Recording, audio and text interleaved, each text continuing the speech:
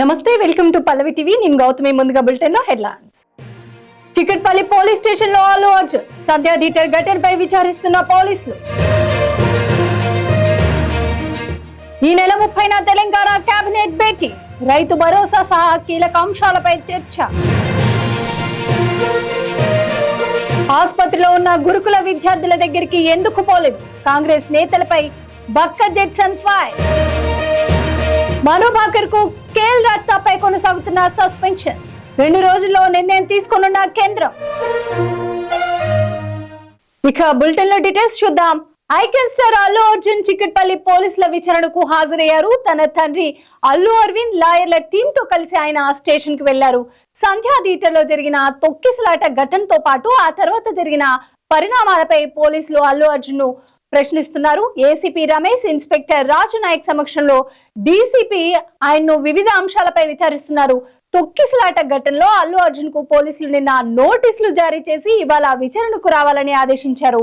December 4న సంధ్యా theatre వద్ద జరిగిన తొక్కిసలాటలో రేవతి అనే మహిళ మృతి చెందగా ఆమె కొడుకు శ్రీతేజ తీవ్ర గాయాల పాలై ఆసుపత్రిలో చికిత్స పొందుతున్నాడు. ఈ ఘటనకు సంబంధించి మొత్తం 18 మందిపై పోలీసులు కేసు నమోదు చేశారు.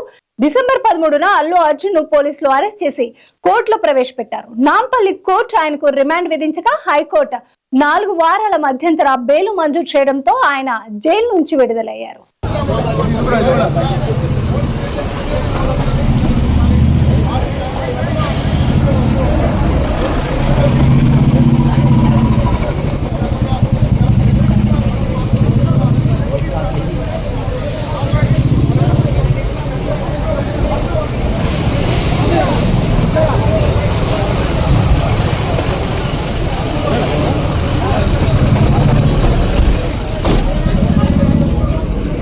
भैया उधर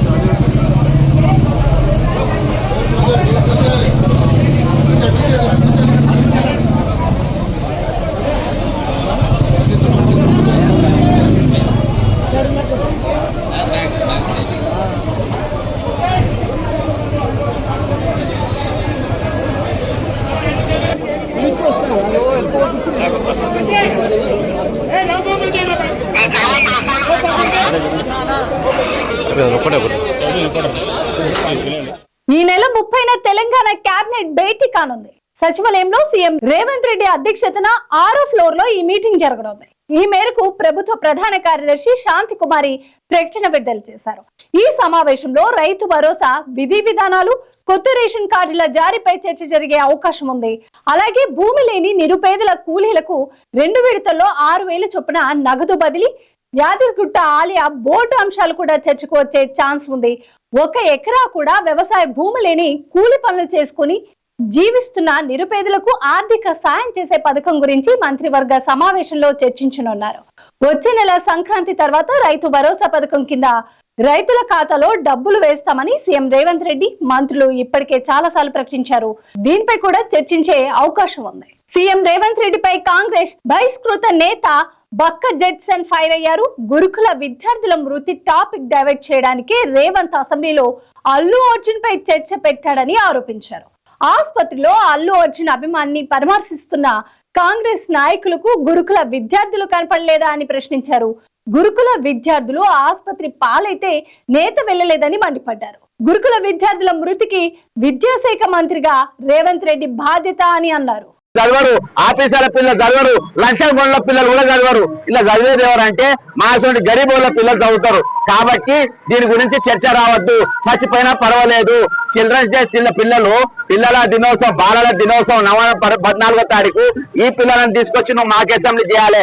ఎందుకంటే దీని మంత్రి నువ్వు రేవంత్ రెడ్డి గారు, దీని మంత్రిత్వ శాఖ నీ దగ్గర ఉంటది. కానీ వీళ్ళని తీసుకురావు. కార్పొరేట్ స్కూళ్ళకి వెళ్ళి తీసుకొస్తావు, పెద్ద పెద్ద స్కూళ్ళకి వెళ్ళి తీసుకొస్తావు, చైతన్య కాలేజీకి వెళ్ళి తీసుకొస్తావు, నారాయణ కాలేజీకి వెళ్ళి తీసుకొచ్చి వాళ్ళతో ప్రదర్శన చేపిస్తాం మాకు అసెంబ్లీ.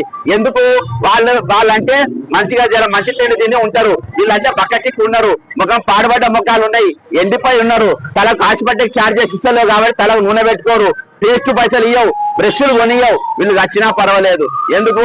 పేదోళ్ళు, గరీబోళ్ళు వీళ్ళు ఏమైపోతే నాకేంది అనేది ఒక దూరాహంకారం. ఈ రోజు పిల్లలు ఈ మరణాల వరకే ఆగుతున్నాయా? లేదు, నారాయణ చైతన్య కూడా చచ్చిపోతుండ్రు, ఆత్మహత్యలు చేసుకుంటున్నారు. ఎందుకు చేసుకుంటుండ్రు? నువ్వు ఒక విద్యాశాఖ మంత్రి, నువ్వు ఎప్పుడైనా ఏ రోజైనా ఒక్క రాజధానికి పోయినావా? ఒక్క రోజు ఎందుకు చచ్చిపోతున్నావు పరిశీలించినావా? నేషనల్ ఉమెన్ కమిషన్, రాష్ట్ర ఉమెన్ కమిషన్ వాళ్ళు దాదాపు కాలేజీలు అన్ని తిరిగిండ్రు. దాని మీద ఏం యాక్షన్ తీసుకున్నారు ఇవాళ కనిపించదు. ఈ రోజు అల్లు అర్జున్ గెలవనికి ఆయన తోటి సినిమా యాక్టర్లు పోయి పరామర్శిస్తుండ్రు. వాళ్ళు ఒకటి కలుసుకుంటారు, ముద్దాడుకుంటారు, తన్నుకుంటారు. నీకెందుకు పోయా? నువ్వు పోయి పిల్లలను చచ్చిపోతే ఒక కాలేజ్ కన్నా నువ్వు పోయినావా? ఒక స్కూల్ కు నువ్వు పోయినావా? నువ్వు మంత్రిత్వ శాఖని దగ్గర పెట్టుకుంటావు, సోషల్ వెల్ఫేర్ మంత్రిత్వ శాఖని దగ్గర పెట్టుకుంటావు, ప్రైమరీ ఎడ్యుకేషన్ దగ్గర పెట్టుకుంటావు, స్కూళ్ళ విద్యని దగ్గర పెట్టుకుంటావు, కాలేజీల విద్యని దగ్గర పెట్టుకుంటావు. ఇంతమంది పిల్లలు దవాఖానాలలో ఉంటే, హాస్పిటల్లో ఉంటే చచ్చిపోతే ఒక్కసారి నువ్వు పోయి పరామర్శించినవా? చలి తీవ్రతతో ఉత్తర భారతం గజగజ వణుకుతుంది. హిమాచల్ ప్రదేశ్ లోని ప్రముఖ పర్యాటక ప్రాంతమైన మనాలిపై మంచు దుప్పటి కప్పేస్తుంది. హిమపాతం భారీగా ఉండడంతో పర్యాటకులు తీవ్ర ఇబ్బందులు పడుతున్నారు. రోహ్తంగాలోని సోలంగ్ అటల్ టన్నుల మధ్య సోమవారం రాత్రి తర్వాత దాదాపు 1000కి పైగా వాహనాలు చిక్కుకుపోయాయి. దీంతో అప్రమత్తమైన పోలీసులు రెస్క్యూ ఆపరేషన్ చేపట్టారు. గత కొన్ని రోజులుగా మంచు కురుస్తుండటంతో మనాలికి పర్యాటకులు పోటెత్తారు. అయితే నిన్న సాయంత్రం నుంచి వాతావరణం అనుకూలించలేదు. మంచు దట్టంగా కురుస్తుండటంతో ఎదురుగా ఉన్న వాహనాలు కనిపించని పరిస్థితి నెలకొంది. దీంతో వాహనాలు ముందుకు కదలలేక భారీగా ట్రాఫిక్ జామ్ అయింది. రంగులోకి దిగిన పోలీసులు సహాయక చర్యలు చేపట్టారు. ఇప్పటి వరకు 700 మంది పర్యాటకులను సురక్షిత ప్రాంతాలకు తరలించారు. ప్రస్తుతం అటల్ టెనల్ మార్గంలో వాహనాల రాకపోకలు నెమ్మదిగా సాగుతున్నట్లు అధికారులు తెలిపారు. అటు రాజధాని సిమ్లాను మంచు కురుస్తుంది. హిమపాతం కారణంగా రాష్ట్రంలోని పలు రోడ్లను అధికారులు తాత్కాలికంగా మూసివేశారు. క్రిస్మస్, న్యూ ఇయర్ నేపథ్యంలో ఏటా డిసెంబర్ చివరి వారంలో మనాలికి పర్యాటకుల రద్దీ విపరీతంగా ఉంటుంది.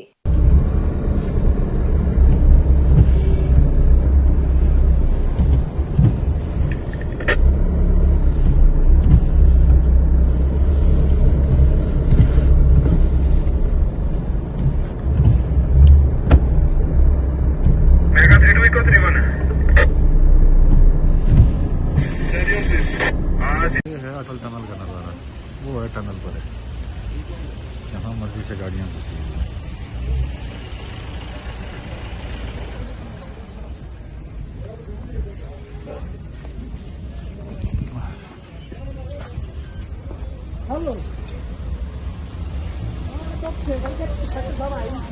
जहाँ मर्जी गाड़ियाँ लगाई हुई है और पूरी तरह फंस चुके हैं।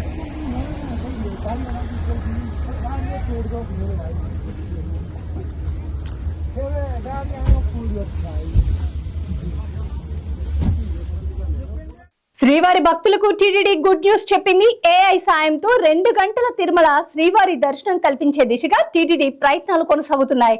భక్తులు గంటల తరబడి క్యూ లైన్ లో నిరీక్షించే అవసరం లేకుండా 1-2 గంటల్లో శ్రీవారి దర్శనం కల్పించేలా ఆర్టిఫిషియల్ ఇంటెలిజెన్స్ సహకారంతో ఫేస్ రికగ్నిషన్ ఎంట్రీ విధానాన్ని అమలులోకి తీసుకురావాలని గత బోర్డు సమావేశంలో తీర్మానం చేశారు. ఈ విధానం అమలుకు ఇప్పటికే పలు సంస్థలు ముందుకు వచ్చాయి.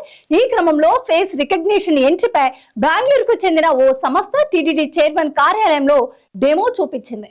TTD chairman BR Naidu, EO Shyamala Rao, సభ్యులు, ఉన్నతాధికారులు ఈ డెమోను వీక్షించారు. టోకెన్ జారీ, ఫేషియల్ రికగ్నిషన్, బ్యారియర్ గేట్ వద్ద నిలబడితే ఆటోమేటిక్ గా తెచ్చుకోవడం తదితర అంశాలను టీటీడీ సభ్యులు, అధికారులు పరిశీలించారు. ఇంకోటి డెమోల తర్వాత ఓ సంస్థను ఎంపిక చేయనున్నారు.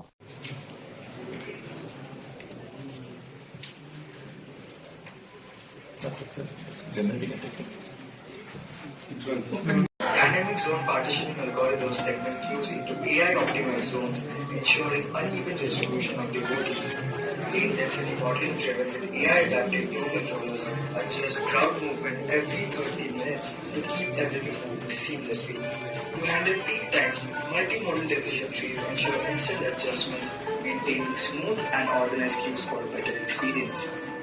Multi-layer verification.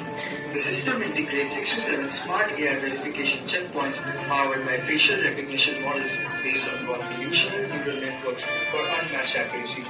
The verification stages include: number 1, entry layers with 2 AI checkpoints ensuring seamless entry authentication, and number 2, Exit layer as the final AI verification guaranteeing end-to-end tamper-proof access.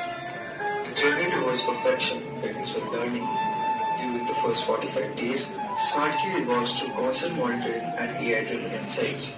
Unsupervised learning models analyze behavioral patterns across cues. Pushpa 2 సినిమాను చూసి వచ్చి ఓ వ్యక్తి RTC బస్సును ఎత్తుకెళ్లాడు. ఈ విచిత్ర సంఘటన కాకినాడ జిల్లా నర్సీపట్నంలో చోటు చేసుకుంది. తమిళనాడుకు చెందిన సాదిక్ అనే యువకుడు నర్సీపట్నంలో పుష్ప 2 చూసి బస్టాండ్ కి వెళ్లాడు. అయితే అక్కడ వారి ఊరికి వెళ్లే బస్సులు లేకపోవడంతో బస్టాండ్ లో నిలిపి ఉన్న బస్సులో పడుకున్నాడు. అనంతరం మధ్యరాత్రి లేచి బస్సుకు తాళం ఉండడాన్ని చూసి యువకుడు ఆ బస్సును స్టార్ట్ చేసి తీసుకెళ్లాడు. బస్సు కనిపించకపోవడంతో ఎవరో ఎత్తుకెళ్లారని డిపో సిబ్బంది పోలీసులకు ఫిర్యాదు చేశారు. అయితే చింతలూరు వద్ద బస్సు గుర్తించిన పోలీసులు దొంగను అరెస్ట్ చేసి స్టేషన్ కు తరలించారు. ఎలా జరిగింది ఏంటి తమ్ముడు ఇలారా?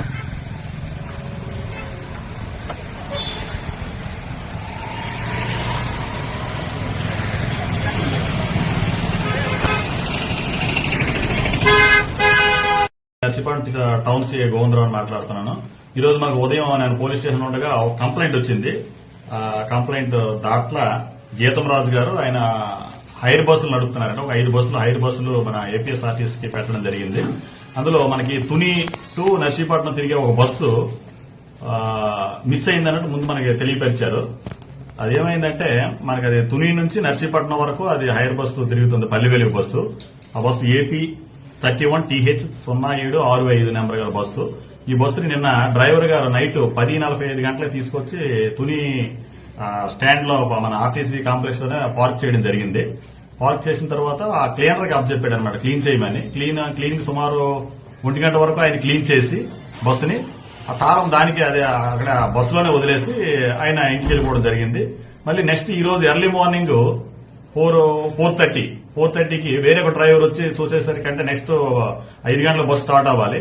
4:30కి ఆ డ్రైవర్ వచ్చి చూసేసరికి ఆ పార్కింగ్ ప్లేస్ లో బస్సు లేదు అనేసి వెంటనే ఓనర్ గారికి చెప్పడం జరిగింది. ఓనర్ గారు వచ్చి మనకి ఒక థెఫ్ట్ రిపోర్ట్ అంటే దొంగతనం జరిగిందని ఒక రిపోర్ట్ కూడా ఇవ్వడం జరిగింది. వెంటనే నేను ఉన్నతాధికారులకి తెలియపరిచి ఇమీడియట్ గా మా ఎస్పీ గారికి డిఎస్పీ గారికి అందరికీ తెలియపరిచాను. సార్ ఇమీడియట్ గా టీములు ఫామ్ చేయమన్నారు. ఎస్పీ సార్ ఆదేశాల మేరకు ఇమీడియట్ గా 3 టీములు, ఒకటి సీసీ కెమెరాలో వెరిఫై చేయడం ఒక టీము, నెక్స్ట్ రూట్లు 2 రూట్లలో తుని రూటు నెక్స్ట్ చింతపల్లి రూట్లో కూడా ఏమైనా అవకాశం ఉంటుందని వాళ్ళకు 2 టీములు ఏర్పాటు చేసి పంపించాము. పంపించిన తర్వాత ఈలోపు మనకి ఇన్ఫర్మేషన్ ఏమైనా వచ్చిందంటే ఈ బస్సు మనకి చింతపల్లి లిమిట్స్ లో చింతలూరు దగ్గరలో ఉందని మనకు ఒక ఇన్ఫర్మేషన్ వచ్చింది. వెంటనే నేను ఎస్పీ గారి నోటీస్ లో పెట్టి ఎస్పీ గారు వెంటనే ఇమీడియట్ లోకల్ ఇన్స్పెక్టర్ ని కాంటాక్ట్ అవ్వమన్నారు. కాంటాక్ట్ అయితే వెంటనే ఫోన్ చేశాను. ఫోన్ చేసి లోకల్ ఇన్స్పెక్టర్ కూడా చింతపల్లి సిఐ గారు కూడా ఇమీడియట్ గా రెస్పాండ్ అయ్యి వాళ్ళ ఒక 2 మెనని ఇమీడియట్ గా పంపించడం జరిగింది. పంపించేసరికి బస్సు అయితే చింతలూరు దగ్గరలో ఒక 500 మీటర్ల దూరంలో ఉంది. వెంటనే ఈ బస్సుని వాళ్ళ మెన సహాయంతో బస్సును ఎక్యూజ్ ను కూడా క్యాచ్ చేశారు ఇమీడియట్లీ వాళ్ళు. తిరుమల శ్రీవారిని పలువురు ప్రముఖులు దర్శించుకున్నారు. సినీ నటుడు రావు రమేష్ స్వామివారిని దర్శించుకున్నారు. అర్చకులు ఆశీర్వచనం చేసి తీర్థ ప్రసాదాలు అందజేశారు. స్వామివారి కృపతో ప్రజలంతా సంతోషంగా ఉండాలని రావు రమేష్ ఆకాంక్షించారు.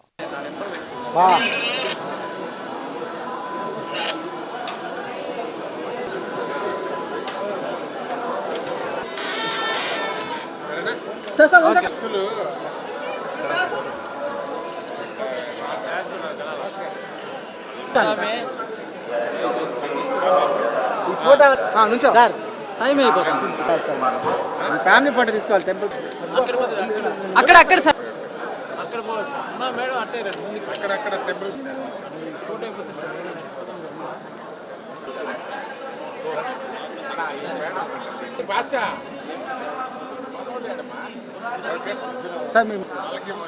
సార్ ఇలా చూడండి, నువ్వు ఉండకూడదు.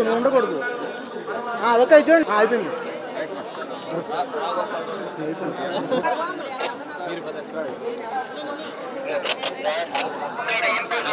సైడ్ అయిపోయింది.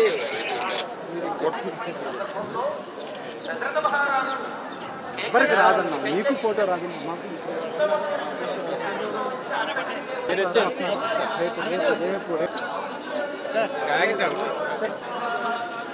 సార్ ఎక్కండి. ఎక్కినా అందరూ వస్తారు కదా, ఎక్కండి. బంగాళాఖాతంలో తీవ్ర అల్పపీడనం కొనసాగుతుంది. దీంతో ఏపీలోని కోస్తా జిల్లాలకు భారీ వర్షాలు ముప్పు పొంచి ఉంది. ఏపీ, ఉత్తర తమిళనాడు తీరాల వైపు అల్పపీడనం పయనిస్తుంది. వాతావరణ శాఖ అంచనా వేస్తుంది. ఇది మళ్లీ బలపడుతుందా లేక బలహీనపడుతుందా అనే దానిపై స్పష్టత లేదు. ప్రస్తుతం తీరానికి సమీపంలో కదులుతున్న నేపథ్యంలో మేఘాలు కమ్ముకొని చల్లిగాలులు వీస్తున్నాయి. దీన్ని ప్రభావితం గురువారం వరకు రాష్ట్రంలో విస్తారంగా వర్షాలు కురుస్తాయని వాతావరణ శాఖ తెలిపింది. ఇవాళ శ్రీకాకుళం, విజయనగరం, పార్వతీపురం, మండ్యం, అల్లూరి సీతారామరాజు, విశాఖపట్నం, అనకాపల్లి, కాకినాడ, కోనసీమ, తూర్పు గోదావరి, పశ్చిమ గోదావరి, కృష్ణా, ఎన్టీఆర్, గుంటూరు, బాపట్ల, పల్నాడు, ప్రకాశం, నెల్లూరు జిల్లాలో ఓ మోస్తారు నుంచి భారీ వర్షాలు కురుస్తాయని విపత్తుల నిర్వహణ సంస్థ వివరించింది. రేపు బాపట్ల, పల్నాడు, ప్రకాశం, నెల్లూరు, తిరుపతి జిల్లాలో ఓ మోస్తారు నుంచి భారీ వర్షాలు కురుస్తాయని అంచనా వేస్తుంది. సముద్రంలో గరిష్టంగా గంటకు 55 కిలోమీటర్ల వేగంతో గాలులు వీస్తున్న నేపథ్యంలో బుధవారం వరకు మత్స్యకారులు వేటకు వెళ్లొద్దని విశాఖ వాతావరణ కేంద్రం సూచించింది.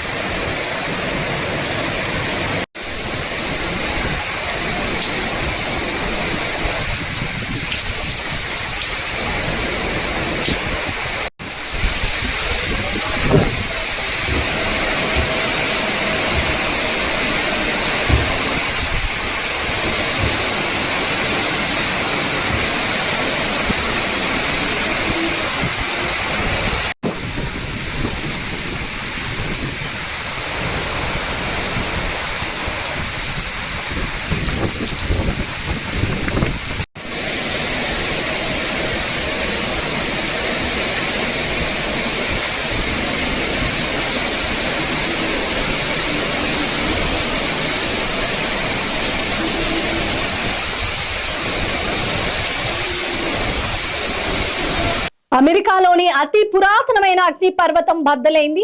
హవాయి బింగ్ ఐలాండ్ లోని కిలోవై అగ్ని పర్వతం భారీ విస్ఫోటనం చెందినట్లు అధికారులు తెలిపారు. అగ్ని పర్వతం నుంచి 80 మీటర్ల ఎత్తు వరకు లావా ఎగిసిపడుతున్న వీడియోలను అధికారులు విడుదల చేశారు.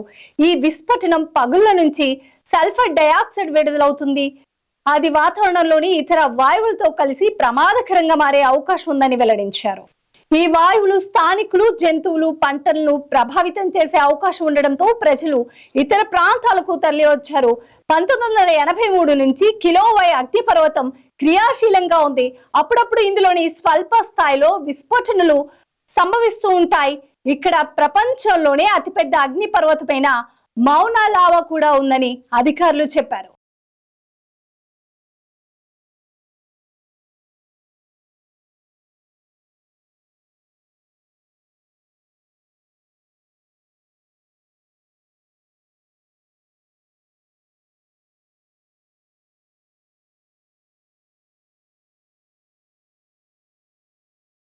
ఒలింపిక్స్ లో 2 పథకాలు గెలిచిన తొలి భారత్ అథ్లెట్ గా చరిత్ర సృష్టించిన మాను భాకర్ కు దేశ అత్యున్నత క్రీడా పురస్కారం ధ్యాన్ చంద్ ఖేల్ రత్న దక్కుతుందా లేదా అనేది చర్చనీయాంశంగా మారింది. ఈ పురస్కారానికి ఇంకా తుది ప్రతిపాదనల జాబితా సిద్ధం కాలేదని, అందులో ఆమె పేరు ఉంటుందని క్రీడా శాఖ ఉన్నత వర్గాలు చెబుతున్నాయి. Supreme court retired judge justice Ramasubramanian నేతృత్వంలో 12 మంది అవార్డు కమిటీ ఏర్పాట్లు చేశారు. ఈ అవార్డుల కోసం స్వయంగా దరఖాస్తు చేసుకునే అవకాశాన్ని అథ్లెట్లకు మంత్రిత్వ శాఖ కల్పించింది. అయితే దరఖాస్తు చేసుకుని అథ్లెట్లను కూడా ఈ పురస్కారాలకు ప్రతిపాదించేందుకు కమిటీకి అనుమతినిచ్చారు. ఖేల్ రత్న పురస్కారం కోసం వరుసగా 2 ఒలింపిక్స్ లను కాంస్యం దిశగా భారత పురుషుల హాకీ జట్టును నడిపించిన హర్మన్ ప్రీత్ సింగ్, పారా ఒలింపిక్స్ హై జంప్ లో పసిడి గెలిచిన ప్రవీణ్ కుమార్ పేర్లను ఈ కమిటీ ప్రతిపాదించినట్లు తెలుస్తుంది. ఈ అవార్డు కోసం మాను పేరును పరిగణలోకి తీసుకోలేదని, ఆమె అసలు దరఖాస్తు చేయలేదనే వార్తలు వస్తున్నాయి. కానీ మాను దరఖాస్తు చేసిందని ఆమె తండ్రి రామ్ కిషన్ స్పష్టం చేశాడు. ఒలింపిక్స్ లో 2 పథకాలు గెలిచినప్పటికీ ఖేల్ రత్న పురస్కారానికి మానును పట్టించుకోవడం లేదని ఆయన ఆవేదన వ్యక్తం చేశారు. గత 2-3 ఏళ్లుగా పద్మశ్రీ, పద్మభూషణ్, ఖేల్ రత్న ఇలా పురస్కారాల కోసం ఆమె దరఖాస్తు చేస్తూనే ఉందని చెప్పారు. ఆస్ట్రేలియాలోని బోర్డర్ గవాస్కర్ సిరీస్ నుంచి రవిచంద్రన్ అశ్విన్ హఠాత్తుగా వైదొలిగి రిటైర్మెంట్ ప్రకటించడంపై క్రికెట్ విశ్లేషకులు సహా ఫ్యాన్స్ అవాక్కయ్యారు. ఈ స్పిన్ మాంత్రికుడు హఠాత్తుగా ఈ నిర్ణయం ఎందుకు తీసుకున్నాడు అని తర్జన భర్జన పడ్డారు. ఇప్పుడు స్వయంగా అశ్వినే తన రిటైర్మెంట్ పై స్పందించాడు. తాను ఏ విషయాలను ఎక్కువగా పట్టుకొని సాగతీయను, జీవితంలో ఏనాడు అభద్రత భావానికి గురి కాలేదని చెప్పాడు. దేశంలో కొన్నిసార్లు తనపై లభించే అటెన్షన్ ను కూడా పెద్దగా విశ్వసించనని తెలిపాడు. ఏ రోజైనా నిద్ర లేవంగానే తనలోని సృజనాత్మకతకు భవిష్యత్తు లేదనుకుంటే అదే రోజు ఆటను వదిలేస్తాను. ఆ రోజు హఠాత్తుగా అలాగా అనిపించింది, అందుకే వదిలేశానని అశ్విన్ చెప్పుకొచ్చాడు. రిటైర్మెంట్ ప్రకటించడంతో పశ్చాత్తాపం లేదని, అది పూర్తి తన నిర్ణయం అని చెప్పుకొచ్చాడు.